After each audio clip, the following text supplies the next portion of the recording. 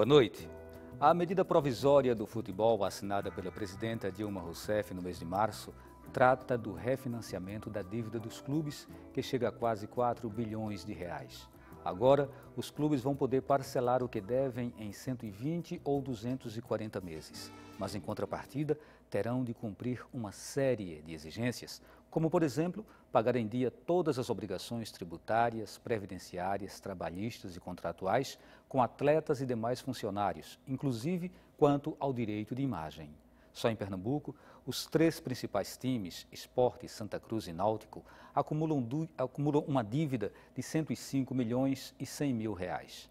Ocorre que nem todos estão satisfeitos com a medida. A CBF, Confederação Brasileira de Futebol, está convocando os clubes da primeira divisão para derrubar alguns pontos da medida. O que está por trás da dívida reflete a forma como os clubes vêm sendo administrados. Entra na discussão questões como compra e venda de jogadores, folha de pagamento, investimentos na qualidade dos times, mecanismos para atrair o torcedor aos estádios, ampliação do número de sócios, entre outros pontos. Para falar sobre a MP do futebol e sobre gestão dos clubes, o Opinião Pernambuco de hoje convida Maviael de Souza, promotor de justiça do Ministério Público de Pernambuco, Aderval Barros, cronista esportivo, e Constantino Júnior, vice-presidente e diretor de futebol do Santa Cruz. Você também pode participar do programa enviando perguntas para o e-mail opiniãope@ufpe.br e pelo Twitter @opiniãope. Boa noite, sejam todos bem-vindos. E aí a gente traz uma pergunta bem básica, né? Como que os times, e eu não falo só no caso específico de Pernambuco nesse primeiro momento, eu falo em termos de Brasil, como que os times brasileiros conseguiram chegar a uma dívida no montante de 4 bilhões de reais? O que foi que aconteceu? Você quer falar primeiro? Não, eu gostaria até que as pessoas que entendem mais de futebol falassem, não é? Uhum. Então vamos passar para Adeval. Depois a gente... Eu acho que Constantino, não é, tem uma experiência muito boa, porque não é, conhece, porque eu sou muito crítico, né, mas ninguém melhor para dar o pontapé inicial, né, porque o Santa Cruz deve mais de 40 milhões só de impostos, né? Sem dúvida. E aí, por que isso acontece? Isso, eu acho que na verdade é uma conta, né, que vem de muito tempo, né, nos clubes de futebol. Eu acredito décadas? Décadas, isso é uma questão de envolver paixão, envolver o lado emocional, né? Então muitas vezes esqueceram da gestão. Então esse montante que hoje está acumulado não surgiu de ontem, né? Então surgiu de muito tempo, né? Esse foi gerado uma bola de neve, inclusive muito desses débitos são débitos que são cobrados em duplicidade, alguns débitos que já foram, tem débito prescrito. Então tem situações que hoje, eu digo isso com propriedade, pelo fato do Santa Cruz, né? O nosso presidente é um advogado do ramo, né? E que já conseguiu na esfera federal reduzir imensamente, né, o nosso débito federal por circunstâncias dessas, né, débitos que já estavam prescritos, né, situações que estavam pagos em duplicidade, né, também a complexidade do nosso regime tributário brasileiro hoje é muito complexo, né, sempre foi. Então, sem dúvida que o futebol acaba sendo um reflexo também disso, né, e como você não tem uma sequência de gestões, sempre fica, às vezes, alguém quer ter sucesso, né, e para obter esse sucesso, ele deixa de mão aí a questão da responsabilidade.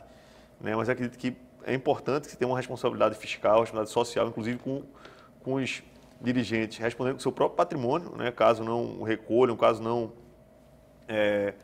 consigam dar essa sequência de gestão, no mínimo, que não seja tão sofrível ao clube, né, para que essas sanções, essas penas existam, né, e que as pessoas consigam gerir os clubes com mais responsabilidade. E é tão difícil assim fazer essa gestão do clube que quase todos acabam errando na mão, né, e atraindo essas dívidas? Olha só, o lado que mais dificulta seria o lado da emoção. Se o gestor fosse 100% emocional, né, se for com a cabeça de torcedor, a chance dele errar é muito maior. Porque você imagina que no jogo o time não foi tão bem, então, tira fulano, então vamos contratar tudo de novo. Mas isso onera demais. Mas observe, esse discurso, ele já existe, eu acho que desde que inventaram o futebol. Quando era criança já ouvia isso. A emoção toma conta da razão, que o futebol é passional, mas me parece que isso acaba não valendo absolutamente nada. Ou seja, eu sei que aquilo ali está errado, mas eu faço errado porque eu quero que o time ganhe. O nosso querido Edinaldo Santos, ele tem para mim, ele imortalizou-se com a tese que ele defendeu uma vez e defende ainda. Ele diz o seguinte: se qualquer ramo na iniciativa privada cometesse 1%, apenas 1%, dos erros que se cometem no futebol, todo mundo quebrava. Qualquer empresa quebra. Qualquer empresa quebra. Menos clube de futebol. Agora, veja como o futebol é forte. Veja como o futebol é forte. Eles cometem todo tipo de arbitrariedade administrativa, financeira e fiscal. O futebol comete isso. Todo o futebol. Não é em Pernambuco, isso é no Brasil. Porque aqui, comparando com o Flamengo, com o Vasco da Gama, com o Botafogo, nós somos santos. Os débitos de lá, eles são cifras que assustam, assustadoras, né? Então, como é que a gente dá um choque nisso? Eu estou escutando falar nisso desde que eu comecei a trabalhar no jornalismo esportivo. E parece que eu vou morrer, não é? E essas coisas não vão mudar. E tem um outro detalhe, aí a tese é minha. Mudam as pessoas, mas as atitudes são as mesmas. Não é? O Santa Cruz, só para ilustrar mais, que o Santa Cruz eu acho que é um modelo que, se eles conseguirem ajustar, eu acho que a médio e longo prazo o Santa Cruz talvez tenha um resultado mais apressado. Por quê? Porque são amadores que cuidam do clube. A gente sempre exige gestão profissional. Mas Tininho é amador, o presidente é amador. Só que eles têm um conselho, pelo menos no futebol, eles têm um conselho composto por ex-jogadores. Todos que estão lá na comissão técnica são ex-jogadores e ex-jogadores de sucesso. Eu acho que isso auxilia demais nesse encaminhamento para o profissionalismo. Maviel, a impressão é que existe a cultura da possibilidade de errar, né? É como se o errar fosse permitido.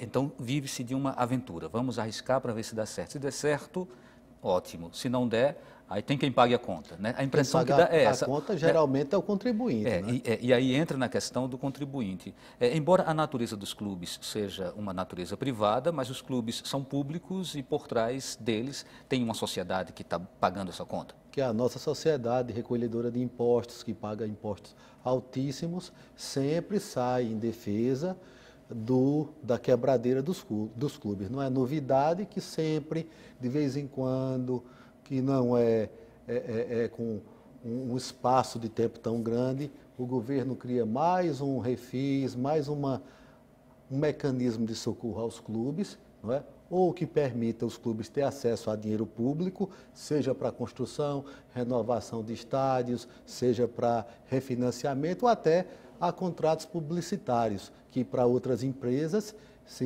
outra atividade econômica seria vedada. Mas clube de futebol no Brasil pode tudo. Então vamos analisar essa medida provisória.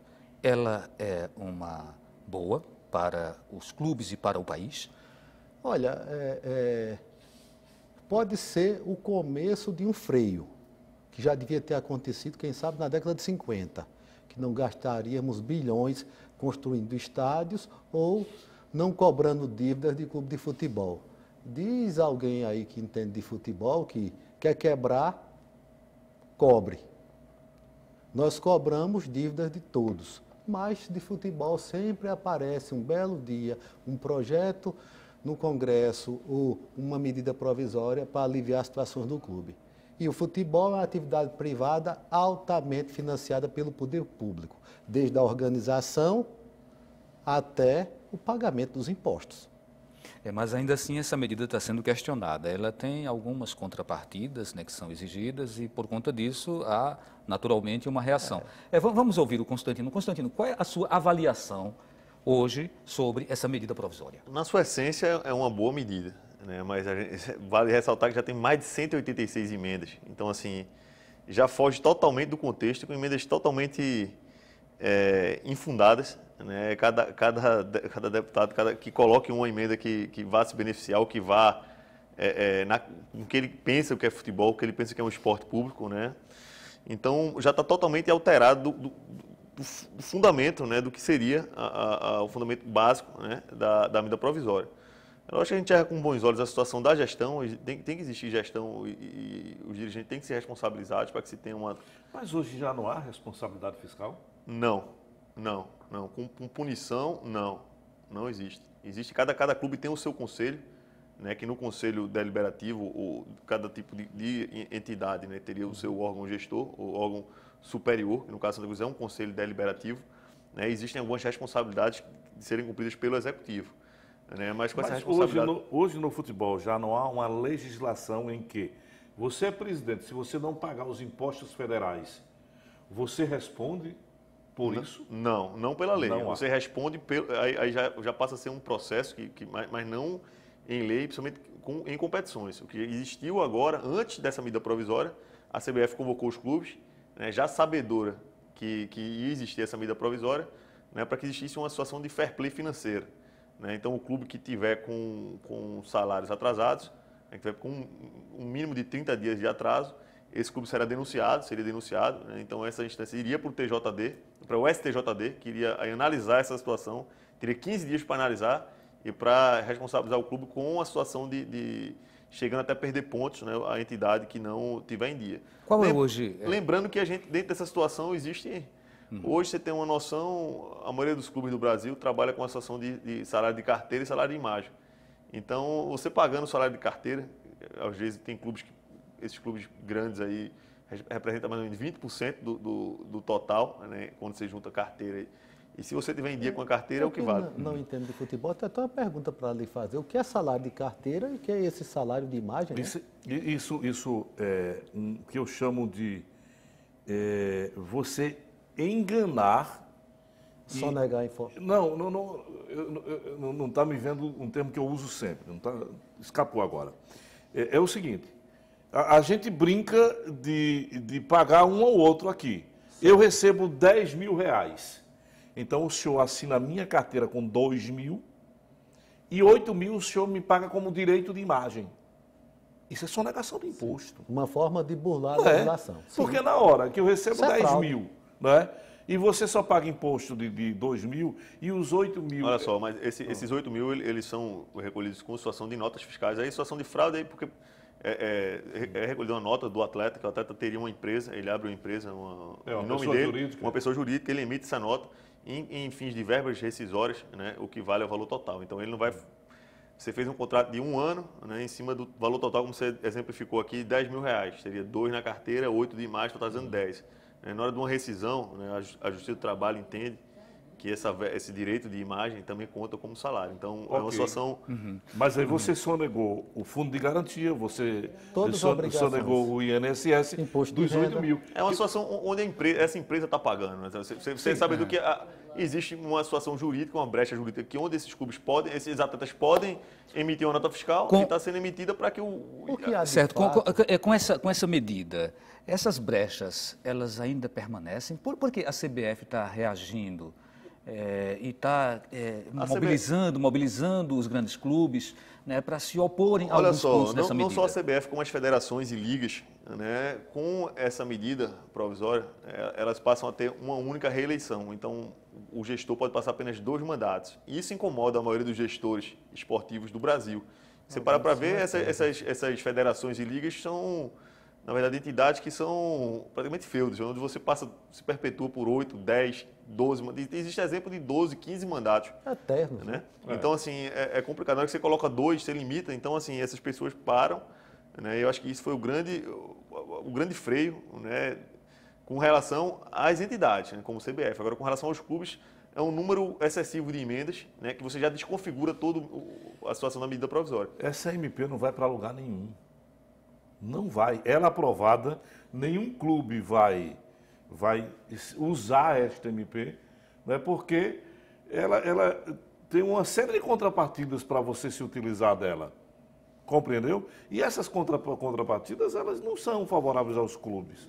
E, Adeval, você lembrar que o seguinte, numa condição onde o clube hoje dificilmente passa a pagar, né, os impostos do mês, e você imagina, você tem que pagar rigorosamente em dia os tributos do mês e pagar, independente do número de parcelas, ou 120 ou 240, vai ter que pagar o para trás. Mas então, assim, quem não está pagando um, vai pagar 2. Como é que você... Então, assim, existe não receita para isso? Existe receita para isso? Não tem. Né? Então, a situação dos contratos também é uma dificuldade, onde hoje você errou num tipo de contratação, você contratou errado. Então, você tem antigamente a legislação dizia o quê? Se você trouxe um jogador com contrato de 1 ano, período de 1 ano, Até depois de 3 meses, você vai chamar para um acordo, aqueles 9 meses restantes, você pagaria metade, né, do saldo. Então, seria um salário de 10 mil. Né? Ele teria 9 meses, ele pagaria metade. Hoje é 100%. Então, até essa questão do custo aumenta. Então, tem que se aumentar ainda a responsabilidade. Maviel, pelo que a gente escuta aqui, aí dá a impressão de que a legislação para o futebol, ela permite flexibilidade. Ela é cheia de jeitinho, não é? Ela é muito mais flexível. Safadeza. Mas existe isso, de fato, na legislação trabalhista brasileira? Vendo. Não, a legislação trabalhista, ela tenta, inclusive, conter as artimanhas, como ficou claro aí com o salário de carteira, o salário de imagem, que o juiz na interpretação, eles entendem que aquilo faz parte de salário, não é? Mas a artimanha se dá no pagamento dos impostos, nos mecanismos de controle disso aí, e fica claro o seguinte, que o futebol brasileiro, ele não quer respeitar as leis do país, e sim apenas a única lei que é, para ele, a lei em vigor é a da entidade da Confederação Brasileira de Futebol. É tanto que o mecanismo de controle aí do clube em relação aos jogos, não é? O clube só pode participar se tiver com a folha em dia. Ora, e se os impostos que nunca são pagos, não é? Talvez isso aí leve a uma reflexão. Afinal de contas, que tipo de esporte, a não ser o futebol, merece esse tratamento tão caridoso? Futebol é um esporte de massa no Brasil, mas outros tantos merecem ser olhados. Mas ninguém deve apenas sugar o recurso dos nossos impostos para o benefício da atividade privada. São empresas, devem ser tratadas como empresa. Nós temos que acordar e tratar o futebol como empresa feita outra qualquer, um supermercado, uma casa de show. A estrutura policial que dá apoio a um grande evento futebolístico só encontra, talvez, paralelo no carnaval. E isso é 2, 3, 4 vezes por semana. Ô, doutor. Eu queria a sua permissão para a gente fazer um intervalo e logo no retorno aí a gente te passa a palavra e a gente dá sequência a esse nosso debate. Lembrando que você pode participar do programa enviando perguntas para o e-mail opiniãope@ufpe.br e pelo Twitter @opiniãope. A gente volta daqui a pouquinho.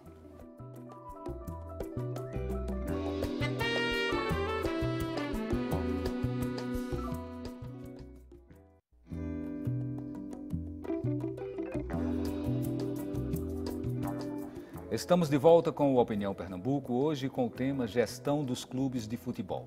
Participam do programa Maviel de Souza, promotor de Justiça do Ministério Público de Pernambuco, Aderval Barros, cronista esportivo, e Constantino Júnior, vice-presidente e diretor de futebol do Santa Cruz.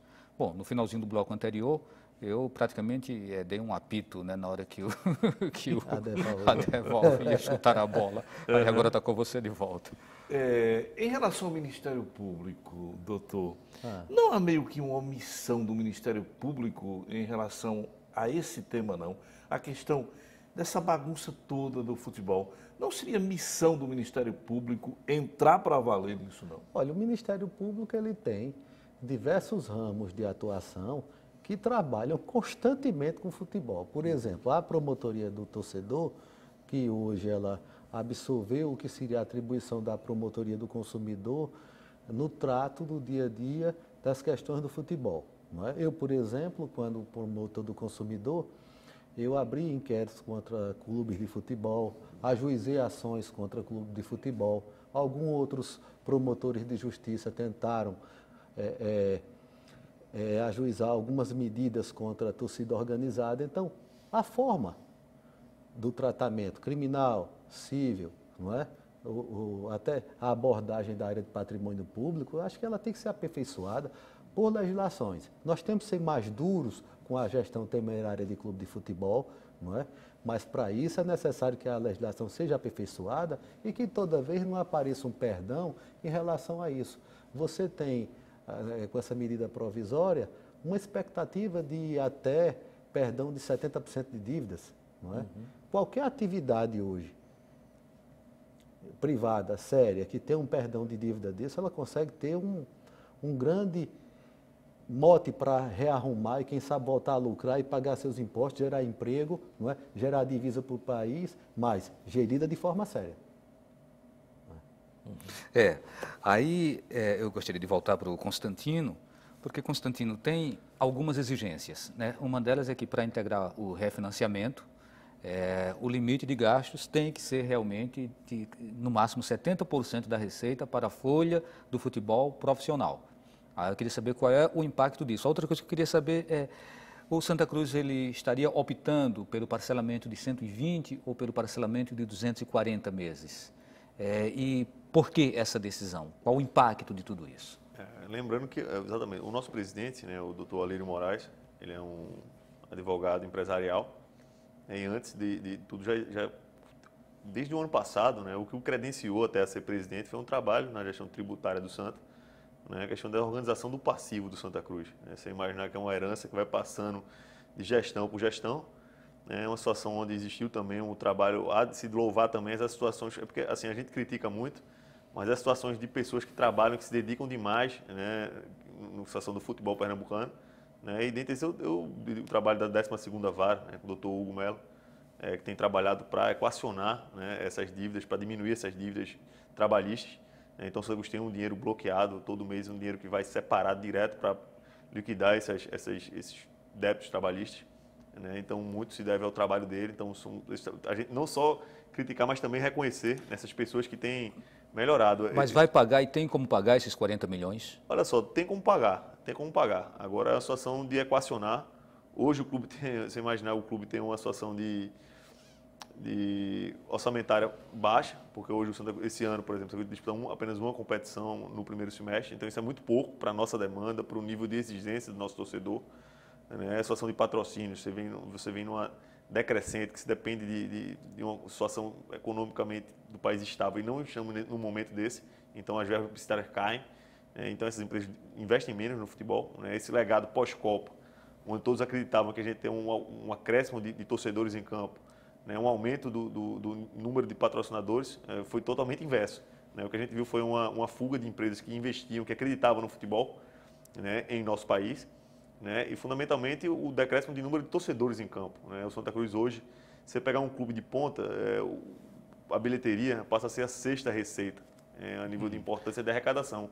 Para um clube do Santa Cruz é a primeira. Então, assim, a gente depende muito do público. Já definiram a periodicidade, se vai 120 ou... Certamente, o nosso presidente, a gente já ia, de toda forma, adentrar no refis, independente da medida provisória, né, e vamos adquirir, acho que 180 meses, que é uma situação diferente dessa, e vamos fazer por 180 meses, essa é a definição do nosso presidente. Certo. Adeval, às vezes as pessoas elas têm um financiamento complicado, de uma casa própria, né, ou uma dívida qualquer, aí vão refinanciar e parece que fica tudo bonitinho. Aí depois começa e daqui a pouco aí pisam na bola de novo. Não há uma possibilidade de acontecer isso mais uma vez? Futebol? Sim, no futebol, não, mais uma vez. Dúvida. Essa coisa... Eu não acredito nessa medida provisória. Ela não anda. Na minha opinião, ela não anda. Porque, olha, Constantino estava falando aqui e eu estava querendo materializar a ideia. Então, em cima do que você colocou para ele, a lei só permite que eu destine 70% do meu orçamento para o futebol. Isso é uma brincadeira. Primeiro, que o clube não sabe o orçamento que ele tem. Qual é o orçamento? Até, se me permite, paga despesa com o pessoal, né? Sim, com o pessoal. Mas em cima de quê? Em cima de quê? Do meu orçamento. Sim, mas quanto é meu orçamento? E o que compõe o orçamento? Isso, o que é que compõe o orçamento? Então, essas variantes todas, nós não temos respostas para elas. Eu acredito que existem componentes, mas as variáveis são grandes. Por exemplo, você vai depender... Eu tenho uma competição, por exemplo, se eu chegar numa final, é um caso a consequência. Se eu investir pesado, eu teria bom resultado no futebol, mas nem sempre isso é verdade. Então, mas aí eu chegaria até as finais, faria mais bilheteria, teria mais patrocinadores. Ao mesmo tempo, posso fazer um grande investimento e não ter esse retorno. E num clube de massa como o Santa, fundamentalmente você consegue ter esse retorno, porque a torcida, você tendo um bom time, o time chegando, você consegue um número maior de sócios, torcedores, você consegue um número maior de espectadores, você consegue uma patrocínio. Agora, você definir isso previamente, a gente sofre muito porque a gente vai ter um orçamento que vai variar muito. Não. Você sai de 4 até 40. Pronto.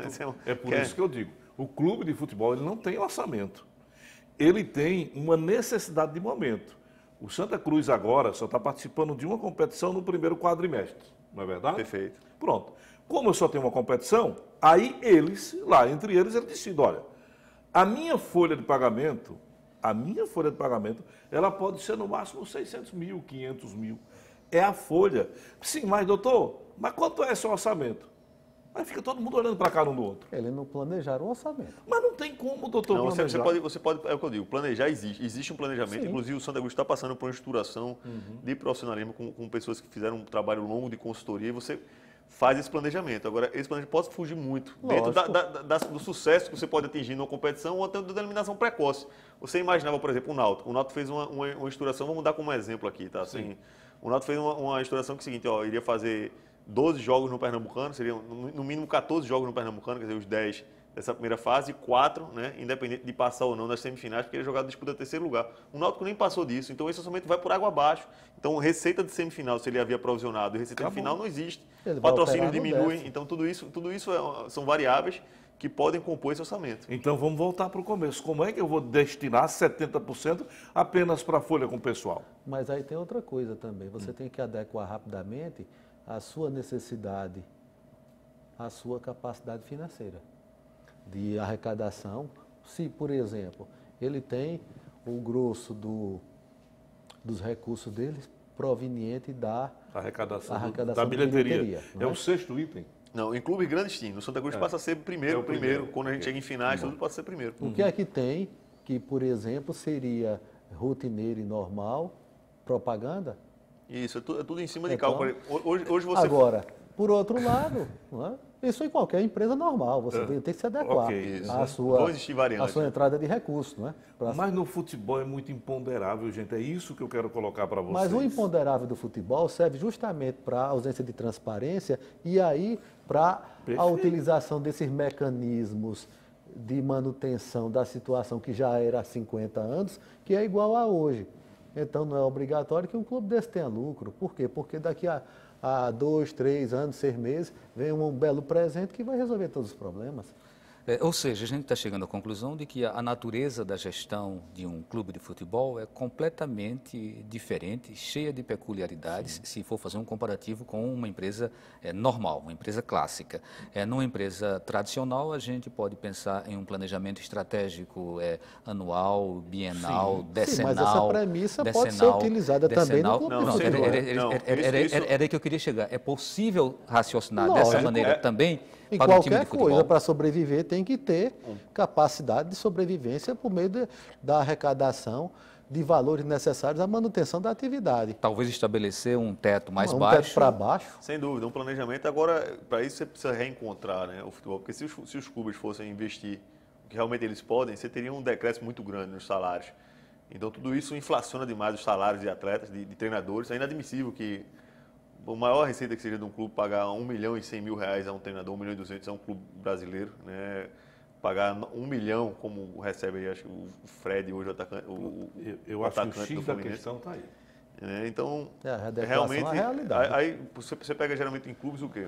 Você pegou a época que o Palmeiras tinha um patrocinador forte, né? Uma empresa italiana que bancava, o Palmeiras então começou a ganhar muitos títulos porque existia uma injeção de capital, então ali A Parmalat, né, que acabou quebrando. Mas ali existia... Acabou quebrando, inclusive, com histórias de lavagem de dinheiro. Isso, mas ali existia uma situação de um orçamento, porque existia a empresa para colocar, se não chegasse naquele nível de arrecadação, ele iria ter um aporte que acompanharia. Mas o que é que a gente vê? Na saída dessas empresas, os times têm uma situação de decadência total, como foi o próprio Corinthians com a HTMF, o próprio Fluminense agora com a saída da empresa lá de plano de saúde, que tá, aí começa a cambalear também, então tudo isso é muito reflexo disso, então os clubes, existe a dificuldade, mas eu acredito que, olha só, Adeval, eu penso também que você está já há algum tempo na crônica esportiva e acompanha, mas eu acredito muito que as medidas serem tomadas, acho que a questão do futebol tendo vindo à tona, sendo discutido, como a gente está fazendo aqui no fórum desse, acho que isso acrescenta muito. Acredito que com essa evolução das pessoas que fazem o futebol de hoje, esses gestores, esses novos gestores, podem sim dar um novo norte, dar um novo rumo. E você tem noção, por exemplo, a Alemanha estava numa situação difícil de futebol e após perder a Eurocopa de 2000, né, passaram a investir, a planejar. A gente não pode comparar o pensamento alemão com o brasileiro, mas acredito que uma catástrofe aconteceu no ano passado na Copa, as pessoas passem a pensar o futebol diferente e a agir diferente nos clubes. Se nossos clubes fossem sediados na Alemanha, eles já não existiriam mais. Perfeito. Não é? Dificilmente. Como se nossos políticos estivessem na Alemanha, eles não estariam fazendo o que fazem hoje. Não estaria nem solto. E tudo isso, tenha certeza que isso vem a culpa do nosso povo, a culpa nossa, porque isso muda também a relação. Um ponto importante que poderia mudar muito até a atratividade do espetáculo futebol para as famílias decentes, é essa relação promíscua dos clubes com as torcidas organizadas. Olha, esse é outro assunto interessante, mas eu acho que dentro do aspecto de organização, tem um fato que nós devemos colocar nesse momento, que é no futebol brasileiro, o exemplo que a gente tem. Eu acho que o futebol jamais vai ter esta disciplina em relação ao orçamento, em relação a planejamento, porque o danado do resultado acaba desvirtuando qualquer caminho. Todo time quer ser grande, né? Não, todo time quer ser grande e quanto mais você ganha, mais conquista, mais o grau de exigência aumenta. Sem dúvida. Agora, Deval, agora como que se admite, a gente fala de planejamento, de orçamento, existem clubes que ganham 140 milhões, 160 milhões por ano por verba televisiva. Existem clubes que levam até muito pouco torcedor, que recebem cerca de 80, 90 milhões por ano.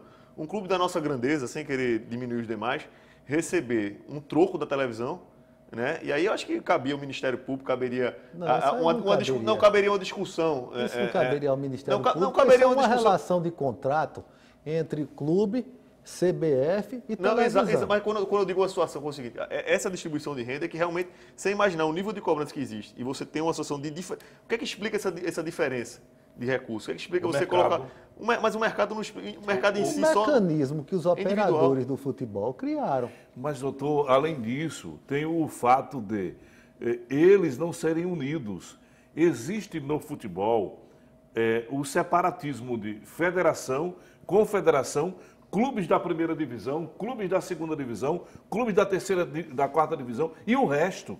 Mas eles são unidos, Adeval. São não, doutor. Veja esse movimento, por exemplo, com essa PEC aí, com essa PEC não, com essa MP, essa medida provisória, eles, por meio de seus deputados, já estão bombardeando a MP de toda forma. São 15. Cento e quantas emendas? 180? Mais de 180. Mas são 15 clubes que estão ali defendendo o interesse deles próprios. Olha, o exemplo que eu queria trazer, eu repito, eu sou descrente na organização e no planejamento do futebol. Só que a gente olha para o Rio Grande do Sul e vai examinar Internacional e Grêmio, a gente tem um outro ambiente no Brasil, aqui no Rio Grande do Sul. Sim.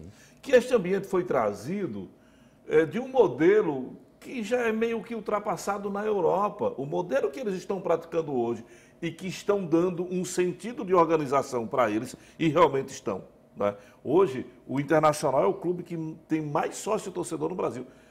180 mil, se não me engano. Cerca de 170 Parece mil. que no começo dessa ação ele conseguiu atrair rapidamente 100 mil. Foi. Então, isso é um sucesso. Mas isso que eles estão fazendo, eu saí daqui para a primeira vez ir a Portugal, há uns 20 anos atrás, para ver o Benfica que o Benfica estava fazendo. Adeval, você que entende de futebol, o que é que justifica a um cidadão sair da sua casa e ir a um estádio de futebol? Hoje, sim, é um irresponsável.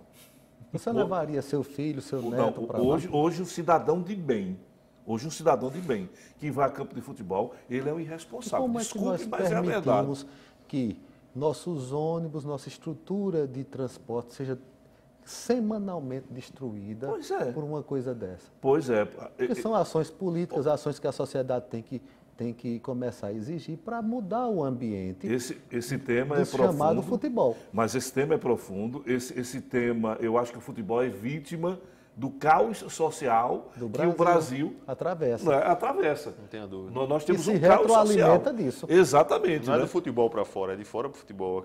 E de futebol também para dentro. A coisa vai Porque você não vê a cachorrada, a bagunça dentro do estádio de futebol. Ora, vê. Não, eles não brigam entre eles, não. Brigam. Não, só tem cânticos Basta olhar a pornográficos. televisão. Não. Na falta do quem brigar, eles começam a brigar entre eles. Ah, sim, mas isso São exceções. é exceção. Isso é, Mas não, mas é exceção e toma uma dimensão desastrosa. Não, mas se a gente fosse em cima dessa exceção e punisse com rigor, Para punir com rigor, nós temos que parar de ser paternalistas, nós temos que encarar uma gestão de clube de futebol, de fato, transparente, eficiente, ou seja, mais profissional, exigir que criar mecanismos legais que permitam tratar torcedor delinquente como delinquente. Isso. Não é? E não passa mais por aí, o cara é preso. Uma coisa é a relação do Estado com o torcedor, né? Com o que acontece ali no espaço da arena, né? O que acontece ali dentro do campo. Não, e nas ruas também. Mas, assim, mais profundo do que isso, que é o objetivo desse nosso debate hoje, é essa relação do Estado com a gestão do clube, com a gestão do futebol, que vai ter uma repercussão em todos os outros essa repercussão pontos que envolvem. Também, essa repercussão também é do Estado, do torcedor e com o torcedor a direção que é público, do clube. Que é contribuinte. É o clube, é o torcedor contribuinte que paga até sem conhecer o clube de futebol, não é? E o torcedor que quer curtir e não consegue curtir o futebol porque ele sequer tem coragem de botar o pé na rua onde ele mora com medo das torcidas que vêm ou vão. Então a coisa é macro. Certo. Eu queria retomar essa questão da medida provisória e ainda citar aqui alguns pontos que são apresentados ou que devem ser cumpridos pelos clubes. Um deles é publicação das demonstrações contábeis padronizadas, separadas por atividade econômica e por modalidade esportiva, após terem sido submetidas à auditoria independente. Do balanço. Mas isso é totalmente salutar que existe, né? Os clubes têm que se adequar a essas legislações como qualquer outra empresa, né? A divulgar seus balanços, seus balancetes. Mas hoje isso é relegado. Não, eu acredito que hoje o Sport Recife sim, tem uma gestão que vem evoluindo nisso. Né? O nosso presidente, Diego, mais uma vez, por ser uma pessoa ligada a essa situação tributária, é um presidente que cuida muito disso, né? E tem se preocupado com a última gestão também. Então, eu acredito que é uma situação de adequação, os clubes podem certamente se adequar, né, a esse tipo de outra exigência, outra obrigação, pagar em dia todas as obrigações tributárias, previdenciárias, trabalhistas e contratuais com atletas e demais funcionários, inclusive quanto ao direito de imagem. Né? Cumprir isso aqui também rigorosamente. Se não cumprir, aí aquele acordo lá dos 120 ou dos 240 meses cai por terra e aí você entraria numa penalidade. E essa penalidade poderia ser até uma perda de participação num determinado certame. Isso com o aval, com o respaldo de entidades como as federações ou como a CBF. A penalidade de quem não cumpre um parcelamento com a Receita Federal é ter contra si uma execução fiscal. Vamos para o intervalo? Vamos para o intervalo, se fosse a mim ou o senhor, doutor. Pois é. Clube de futebol, não. Vamos para o intervalo, que o tempo está passando rápido e daqui a pouquinho a gente volta para começar a fechar essa nossa discussão. Lembrando que você ainda pode participar do programa enviando perguntas para o e-mail opiniãope@ufpe.br e pelo Twitter, @opiniãope. Até.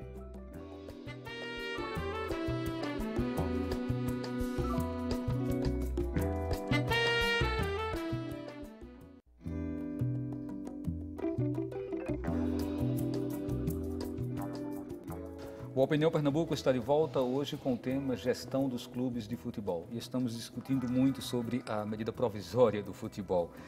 E, assim, tem alguns pontos aqui que são também exigências que eu gostaria de passar para vocês. Uma delas é manter investimento mínimo nas categorias de base e no futebol feminino. As categorias de base estão aí. Agora, o que é investimento mínimo, fica difícil a gente mensurar isso, né? E esse investimento no futebol feminino? Nós temos perspectiva de que isso realmente se torne uma realidade? De futebol feminino em Pernambuco? Tem. Agora, é melhor não ter. É melhor não ter. Do jeito que tem, é melhor não ter. E o governo federal, tem uma verba federal agora que banca futebol feminino. Que, claro, né, se for fazer uma CPI ou uma investigação, né, séria, muita gente vai presa. Porque esse dinheiro é desviado dentro da própria CBF. né? Que não há o controle. E outra coisa, você monta um time de futebol feminino, vai buscar a receita, o cara só vai dar a receita a você se você for aliado dele. Que critério danado é esse, né? Parece prefeitura. Não, é pior do que prefeitura. Tem um tal de um Bolsa Atleta hoje no Brasil para você sabia disso? Não, para o futebol feminino. Sabia. A jogadora joga no meu time, aí eu inscrevi ela, confederei, pronto. Aí o nome dela já vai para o Ministério dos Esportes e ela recebe uma bolsa anual de 12 mil reais. É uma miséria. É R$1.000 por mês, afora o salário que o clube dá. Outra coisa, não tem vínculo ao clube. Ela joga no meu clube hoje, amanhã você quer levá-la, eu sou obrigado a liberar. Acabou. Então, a MP ajuda em que o futebol feminino? Não ajuda em nada. Hoje, né, para você ver o campeonato pernambucano de futebol feminino, é uma vergonha. Você ir ver um jogo de futebol feminino é uma vergonha, dá pena. E divisão de base, todos... Eu acho que Pernambuco, inclusive, é uma referência em relação à formação de jogadores, mesmo da forma precária que nós sempre vivemos. Hoje o esporte tem uma certa estrutura, que ainda não é ideal, mas é uma boa estrutura. O Náutico tem a melhor estrutura hoje de base, na minha opinião, mas falta muito porque tem o campo bom para treinar, tem um alojamento bom, tem a estrutura fisiológica, mas a gestão não é profissional. A gestão da divisão de base é amadora. E o Santa Cruz, coitado, pena porque nem centro de treinamento tem. Então, e olha que ainda revela jogadores. Tem um menino agora, Raniel. Esse Raniel vai ser um jogador de Pernambuco. Compreendeu? E tem 18 anos, né? 18 anos. E não tem centro de treinamento. Imagina se tivesse. Na verdade, esse programa mereceria uma série para poder a gente contemplar tantos pontos que tinha aí. Inclusive, eu queria aproveitar para justificar aqui a presença do Constantino. Nós tivemos como opção para inserir um dirigente de clube nesse debate, aquele time que tivesse mais bem posicionado no campeonato. E a gente tinha que trazer um critério, e o critério foi esse. Então, fizemos um primeiro contato com o Sport, que não veio, o segundo contato foi com o Santa Cruz. Então, o Santa Cruz, nós tivemos aqui a presença do Constantino. E aí nós temos também algumas perguntas aqui de telespectadores. Uma delas é do Pedro Henrique Fulco, de Casa Forte. Diz: Constantino, você acha que há um entendimento total dos clubes a respeito de que é fazer marketing esportivo, valorizar a imagem institucional e focar no torcedor, que é seu consumidor e principal fonte de receita? Boa pergunta. Não, hoje não. Hoje o clube, por exemplo, Santa Cruz andou muito pouco nesse segmento aí nos últimos anos, diferentemente até do setor de futebol, que vinha cambaleando, mas conseguiu uma sequência de conquistas, mesmo com pouco recurso. Mas acredito que hoje foi nessa gestão do presidente Alírio foi instituída uma situação de marketing, um comitê de marketing onde as pessoas vão discutir bem esse segmento. E acredito que para a situação de mercado é importante isso, é valorizar o torcedor, é valorizar a marca, e você conseguir oferir recursos com isso. E acho que a gente tem caminhado a passos largos aí, dentro de pouco tempo a gente vai estar. O problema é que o país passa por uma crise momentânea, isso dificulta a captação de recursos, mas dentro de muito pouco tempo, você caminhando, profissionalizando o setor, você consegue arrumar a casa para dentro de pouco tempo você estar apto aí a receber esse recurso aí e realmente profissionalizar essa gestão, inclusive tirando receita disso, e agradando fundamentalmente o torcedor, que é a nossa principal fonte de receita, e acho que a riqueza de um clube, a grandeza do clube pode se medir através do seu número de adeptos. O Santa Cruz perdeu uma oportunidade ímpar, de mexer com essa coisa do marketing no centenário. Uma instituição completar 100 anos, já é um negócio extraordinário. E uma instituição como o Santa Cruz, que tem milhares de loucos, que são loucos apaixonados, Sem dúvida. O que fizer, o que chamar, e se o time ganhar ajuda muito mais. Mas mesmo não ganhando, se você fizer um chaveiro, se você fizer uma caneta, o que você fizer, os caras compram. O Santa Cruz fez um centenário, teve um ano do centenário, foi o ano passado, né? Ano passado. E o Santa Cruz não explorou isso, dá uma dor no coração, você não imagina. Porque é uma oportunidade que o Santa Cruz tinha para realmente se capitalizar com o centenário. E, lamentavelmente, o próprio Tininho reconhece. E, a partir do momento que reconhece que o Santa não está bem posicionado nisso, eu acho que a crítica se encerra.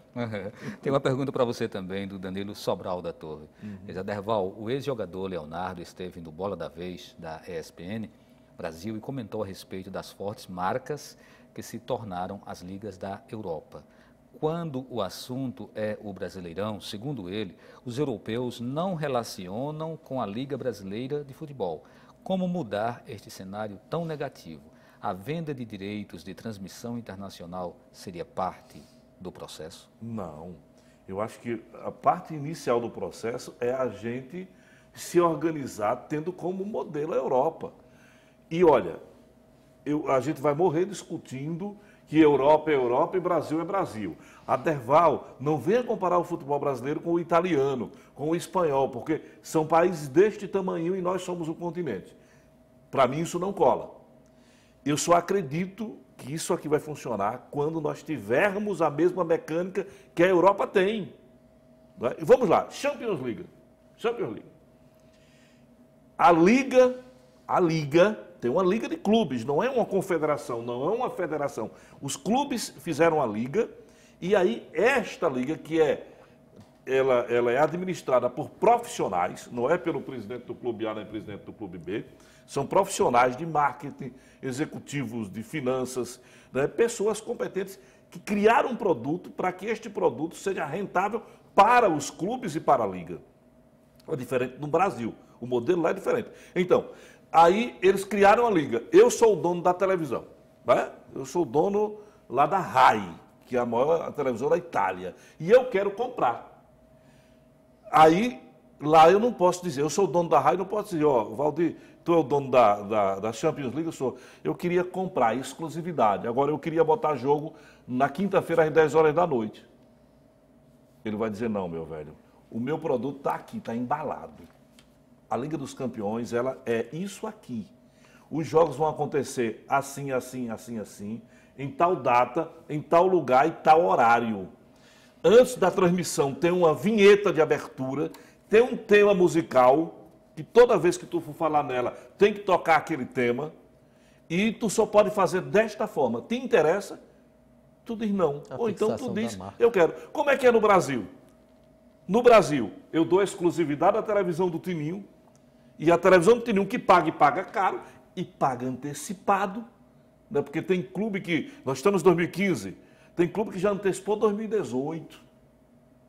Aí, a televisão do Tininho diz, olha, já que eu antecipei teu dinheiro aí até 2018, eu quero botar no sábado à meia-noite. Acabou e bota, cara. Ou seja, a gente tem um produto extraordinário, mas a gente não dá embalagem nele. A gente, né, cria essa promiscuidade. Perfeito. Né, de entregar tudo a uma rede de televisão, sem nenhuma crítica à rede de televisão, né, porque o cara está com dinheiro e compra e acabou. Agora, eu acho que o modelo está errado. Eu acho que temos que criar a liga de clubes de futebol no Brasil. Fala aí, Maviel, depois dá uma acelerada para a gente poder contemplar aqui mais telespectadores. Os governos da Europa não correm para socorrer os clubes que estão falindo. Né? Pelo contrário, bota a gente na cadeia. Pois é. Então tem uma pergunta aqui do Gustavo Barbosa, de Apipucos. Quando se fala sobre tecnologia, desenvolvimento, algumas pessoas se assustam. Muitos profissionais que trabalham com o esporte, inclusive, ainda não estão adaptados a essa rotina de trabalho com o uso da tecnologia. Como o Santa Cruz trabalha nesse sentido? É a pergunta do Gustavo para você. Olha, o Santa Cruz tem procurado, né, se adequar, né, de todas as dificuldades. Né, é um clube que passou muito tempo fora até das competições nacionais, se disputar uma Série C ou D não condiz com a grandeza do clube. Né, mas eu acredito que existe sim uma situação de adequação, né, nessa questão de captação de sócios, de poder colocar o nome da marca, né, aplicativo, você conseguir usar a tecnologia, né, para oferir receitas. Hoje o Santa Cruz consegue vender ingressos, né, foi o clube pioneiro aqui no estado a vender ingressos de forma virtual, né, você vende ingressos. Eu acredito que a gente, dentro de muito pouco tempo, vai estar vendendo ingressos em todo o país através da rede das casas lotéricas, né, então a gente já está implementando essa tecnologia, então eu acredito que é importante, né, que os clubes estejam antenados, que saibam tirar proveito aí da tecnologia crescente aí no nosso país. Maviel, é dever do Estado investir em futebol? Não, é dever do Estado investir em educação, segurança, no bem-estar do cidadão. Ele pode promover o desporto, ele pode incentivar, mas a relação que é criada hoje entre o Estado brasileiro como um todo, seja município, Estado ou o Brasil, o governo sede federal, é de paternalismo exagerado, nem é paternalismo. As coisas funcionam de forma é que clube não quebra. O futebol é privilegiado em relação aos demais Com certeza, esportes? com certeza. É privilegiado, sim. Acha que deveria, no caso específico do Estado, haver isonomia? Não, não apenas haver isonomia, devia ter mais responsabilidade com o trato, com a atividade econômica chamada futebol, não é? E dar, de fato, colocar no lugar que é uma empresa e como empresa deve ser gerida na Europa, como bem disse a Deval. Se não funcionar, quebra.